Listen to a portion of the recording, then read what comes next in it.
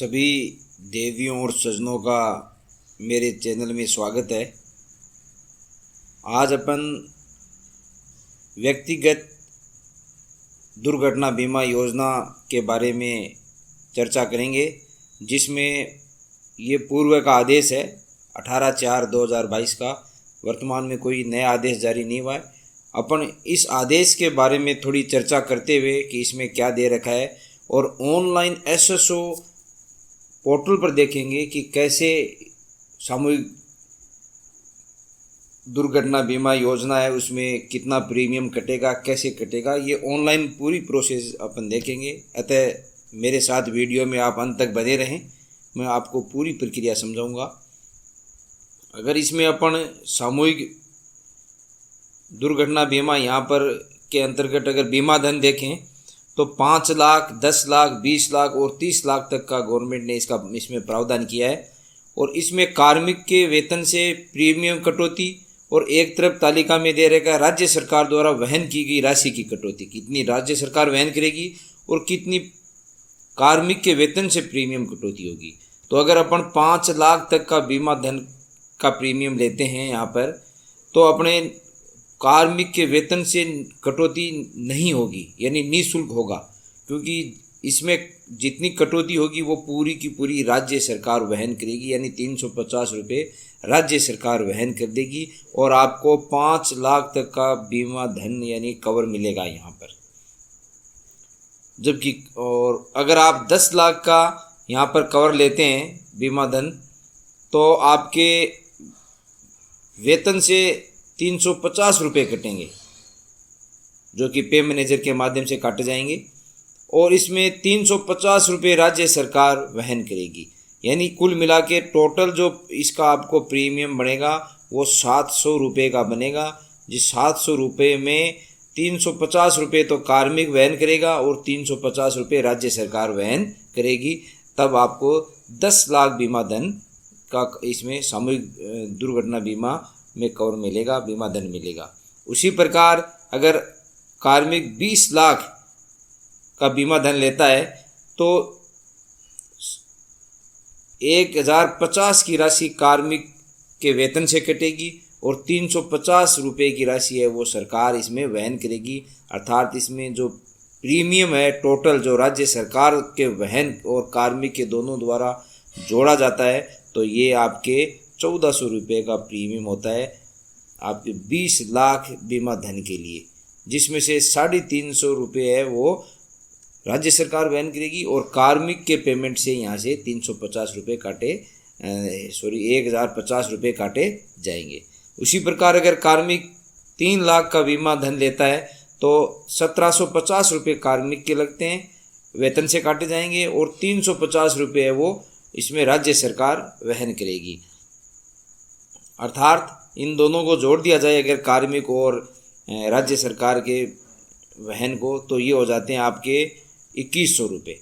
तो इस प्रकार कई आदेशों में कंफ्यूज ये मिलता है कि यहाँ पर 350, यहाँ पर लिखा होता है 350 रुपये कि भाई 5 लाख के बीमा धन तक 350 रुपये का टोटल प्रीमियम होती है और 10 लाख के लिए 700 प्रीमियम है और 20 लाख के लिए 1400 प्रीमियम है। इसी प्रकार 30 लाख के लिए 2100 प्रीमियम है। लेकिन ये प्रीमियम तो इतना है वो तो सही है, परंतु इसमें जो कार्मिक के वेतन से है वो इतना कटौती नहीं होती है, क्योंकि यहाँ जहाँ पर ये 5 लाख का बीमा धन लिया है वहाँ कार्मिक के वेतन से कटौती है वो 0 है, यहाँ पर 0 है। जबकि यहाँ जो 10 लाख का प्रीमियम लिया है, वहाँ 10 लाख का आपने बीमा धन लिया है, वहाँ प्रीमियम तो 700 का होगा, लेकिन इसमें से 350 रुपये है वो राज्य सरकार वहन करती है, राज्य सरकार वहन करेगी। तो 10 लाख के प्रीमियम तक कार्मिक द्वारा जो देय राशि होगी वो भी 350 रुपये ही उसके वेतन से काटे जाएंगे। तो यहाँ ये समझना ज़रूरी है इस टेबल में। उसके बाद में आगे अगर अपन चलें इसमें आदेश के तहत, तो यहाँ पर दे रखा है कि समस्त आहार एवं वेतन अधिकारी जिनके समस्त अधिकारियों कर्मचारियों के वेतन में से पे मैनेजर पोर्टल, ई ग्रास पोर्टल, PRI पे मैनेजर यानी प्री पे मैनेजर पोर्टल के माध्यम से कार्मिक द्वारा चयनित श्रेणी के अनुसार कटौती करेंगे। प्रतिनियुक्ति पर कार्य स्थल राज्य सरकार के अधिकारियों कर्मचारियों की भी कटौती राशि साधारण बीमा निधि मद में जमा कराई जाएगी। ये जो अन्य आदेश दे रखे हैं, लेकिन यहाँ कुछ महत्वपूर्ण आदेश हैं, उनके बारे में अपन चर्चा करेंगे। बिंदु नंबर 4 है, ये महत्वपूर्ण है। यहाँ पर देखो दे रखा है दोस्तों कि जिन कार्मिकों द्वारा गत वर्ष SIPF पोर्टल पर ऑनलाइन प्रस्ताव पत्र पूर्ति किया जा चुका है तथा उन्हें वर्तमान में न तो मनोने में कोई परिवर्तन करना है और न ही श्रेणी के विकल्प में कोई परिवर्तन करना है, यानी न ही उनको बीमा धन में कोई बढ़ोतरी करनी है और न ही नॉमिनी में कोई परिवर्तन करना है, तो उन्हें ऑनलाइन प्रस्ताव पत्र भरना आवश्यक नहीं है। तो ऐसे कार्मिकों को भरना की कोई आवश्यकता नहीं है जो न तो मनोने में कोई परिवर्तन करना चाहते हैं और न ही अपने बीमा धन में कोई परिवर्तन करना चाहते हैं। तो ऐसे कार्मिकों को जो गत वर्ष कार्मिक द्वारा किए गए श्रेणी के विकल्प के अनुसार ही कार्मिक के वेतन में प्रीमियम कटौती किया जाना सुनिश्चित करें। तो वो DDO स्वयं आर्म वितरण अधिकारी पिछले वर्ष के तहत भी कर लेंगे। अगर कोई कार्मिक द्वारा दिए गए विकल्प के अनुसार प्रीमियम कटौती करने का पूर्ण उत्तरदायी संबंधित आर्म वितरण अधिकारी का होगा, ठीक है। 5 नंबर बिंदु है, ऐसे कार्मिक जिनके द्वारा गत वर्ष कोई विकल्प नहीं देने पर उनका प्रीमियम पूर्व अनुसार 220 रुपये ही काटा गया था।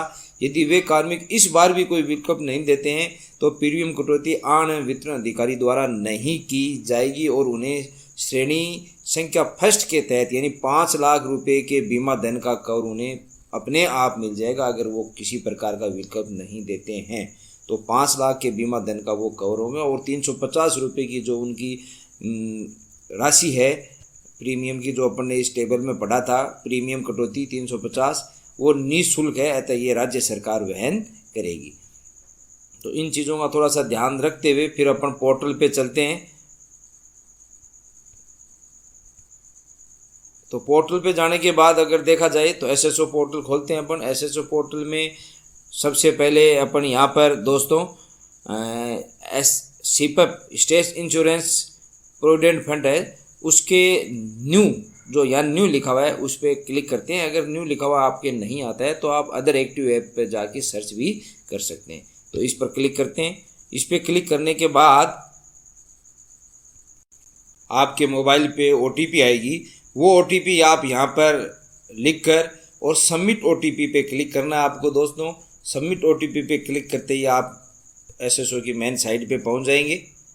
यहाँ पर OTP सक्सेसफुली का मैसेज आएगा और यहाँ पर पूरी डिटेल आपके प्रोफाइल खुलकर सामने आ जाएगी, जिसमें सारी यहाँ पर आप देख सकते हो। जो भी यहाँ पर अगर सही नहीं है तो आप DDO SSO से लॉगिन करा के आप ये सही कर सकते हो। यहाँ पर सर्विस है, यहाँ पर सैलरी है, यहाँ पर ट्रांजैक्शन है, तो ये आप चेक कर सकते हो। और यहाँ पर अपने को जो यहाँ पर NPS SI GPF 2004 SI debit और ये अपने को यहाँ पर जाना है। ये जो GPA जो लिखा हुआ है दोस्तों, अपने को यहाँ पर क्लिक करना है।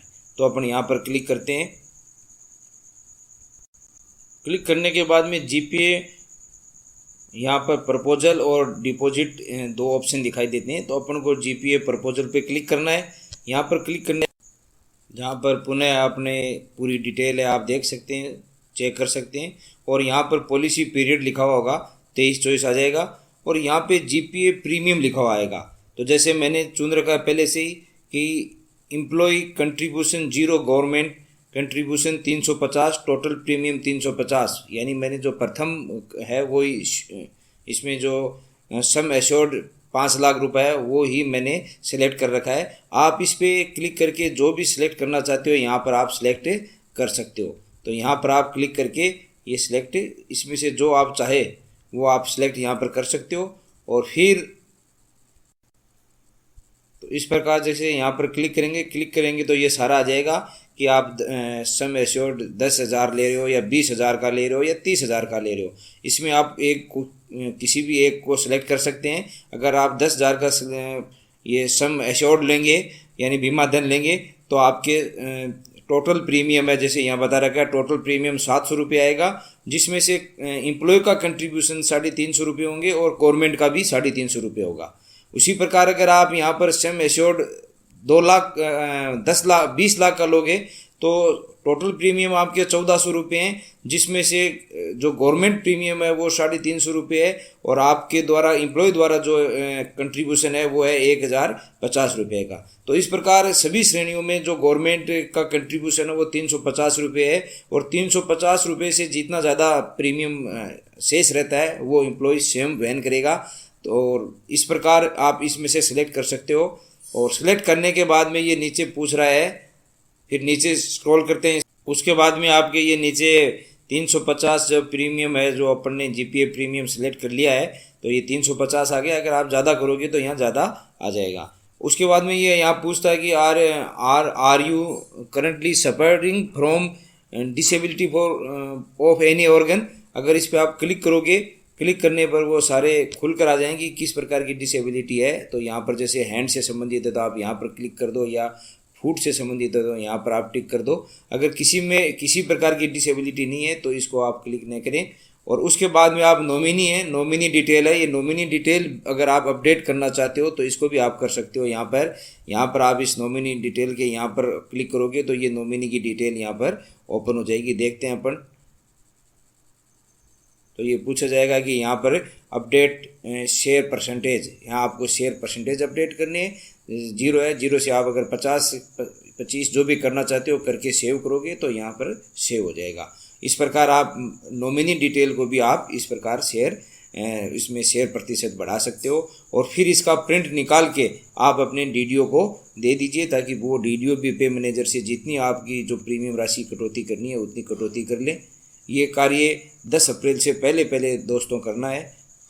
और अपडेट करने के बाद में ये जो नीचे लेफ्ट साइड ऑप्शन दे रखा है सबमिट विद आधार, इस पर अपन क्लिक कर देंगे तो ये आधार पर OTP आकर अपना सबमिट हो जाएगा। तो करते हैं दोस्तों सबमिट विद आधार। तो ये देखो सेंड OTP सक्सेसफुली, तो ये OTP जो भी है वो OTP यहाँ डाल के अपन सक्सेसफुली कर देंगे। फिर इस प्रकार का फॉर्म आएगा जिसको आप प्रिंट कर लीजिए, जिसमें एम्प्लॉय ID, प्रस्तावक नाम, माता पिता का नाम और ये स्थायी पता सारा कुछ लिखा हुआ आएगा कि आपने कितनी बीमा किस्त ली है, आपने कितना प्रीमियम आपको देना है, वेतन से आपकी कितनी कटौती होगी, राज्य सरकार कितना वहन करेगी और बीमा धन कितना, ये सारा लिखा हुआ आएगा। फिर मनोनयन हेतु घोषणा पत्र भी नीचे होगा, इसको नीचे स्क्रॉल करते हैं, मैं पूरा दिखाता हूं दोस्तों आपको। और नॉमिनी व्यक्तियों का विवरण भी यहाँ पर होगा, नाम होगा, आयु होगी और क्या है, कितना हिस्सा है, सब लिखा हुआ होगा।